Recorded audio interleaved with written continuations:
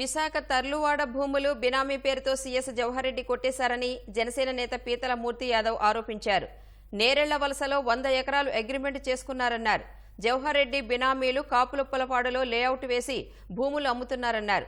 సత్యకృష్ణంరాజు, Srinivasaraju CS బినామీలేనని రుజువు చేస్తానన్నారు. కూటమి ప్రభుత్వం రాగానే విచారించి బాధ్యులైన వారిపై చర్య తీసుకుంటామన్నారు. చీఫ్ సెక్రటరీ జవహర్ రెడ్డి గారికి ఇంత పెద్ద ఎత్తున పేదల భూములు కొట్టేస్తున్నారని చెప్పి మే ఆరోపణలు చేస్తున్న సాక్ష్యాధారాలతో కనీసం పూర్తి స్థాయి విచారణ జరిపించకుండా ఈ ఫ్రీ హోల్డ్ సర్టిఫికేట్స్ యొక్క తతంగం ఇప్పటికీ కూడా కొనసాగుతుంది అనడానికి ఈ యొక్క ప్రొసీడింగ్స్ ఆర్డరే 26వ తారీఖున ఇచ్చినటువంటి మల్లికార్జున గారి ఆర్డర్సే దీని నిదర్శనం. మరి తరులవాడలో వైసీపీ నాయకులు దోచేసుకున్నారా, మీ కుమారుని ముఠా సభ్యులు దోచేసుకున్నారా 150 ఎకరాల డీ పట్ట అసైన్ ల్యాండ్స్ని. ఇది కాకుండా భోగాపురం ఇదే భూముల్ని మంత్రి మేరు నాగార్జున కూడా రైతుల దగ్గర నుంచి మళ్ళీ జ్యువెల్ అగ్రిమెంట్లు చేసుకుంటే ఇదే జవహర్ రెడ్డి గారు ముఠా సభ్యులు ఎవరైతే ఉన్నారో వాళ్ళు మేరు నాగార్జున గారు గొడవ పడిన మాట వాస్తవం కాదా? చీఫ్ సెక్రటరీ జవహర్ రెడ్డి గారు సర్టిఫైడ్ కాపీస్ రాకుండా ఉండేది బ్లాక్ చేశారు. మీరు చేసినటువంటి బినామీల భాగోతం మొత్తం మీరు ఓపెన్ చేసిన 48 గంటల్లో సాక్ష్యాధారాలతో ఇంకా విపులంగా నేను బయట పెడతాను.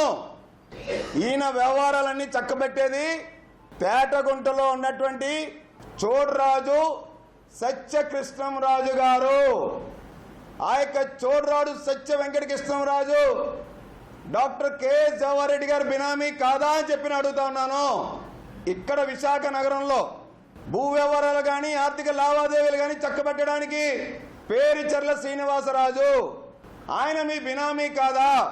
శ్రీనివాసరాజు గారే కాపులుప్పాడ సర్వే నంబర్ 16, 39 ఇంకా ఇతరత్ర సర్వే నంబర్లో సుమారు 45 ఎకరాల పైన మీరు లేఅవుట్ వేసి మీ బినామీతో ఇదే శ్రీనివాసరాజు ద్వారాగా ఇదే కృష్ణంరాజు ద్వారాగా గజం 24,000 రూపాయలు రేటు పెట్టి అమ్ముతున్న మాట వాస్తవం కాదా?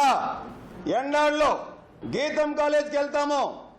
ఎంకే బిల్డర్స్ వెంచర్ దాటిన తర్వాత 10,000 గజాలు సైట్కి ఈ యొక్క డాక్టర్ కెఎస్ జవహర్ రెడ్డికి సంబంధం లేదా?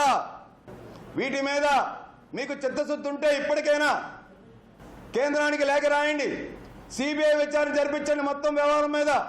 అంతేకాకుండా మీరు వీలైతే సిట్టింగ్ చేస్తే విచారణ జరిపించండి. అంతవరకు కూడా మీరు చీఫ్ సెక్రటరీగా విధుల్లో ఉండడానికి అర్హులు కాదని చెప్పి మేము చెప్తా ఉన్నాం. మేము వెంటనే చీఫ్ సెక్రటరీ జవహర్ రెడ్డి గారు ఆయన పదవి నుంచి తప్పుకోవాలి.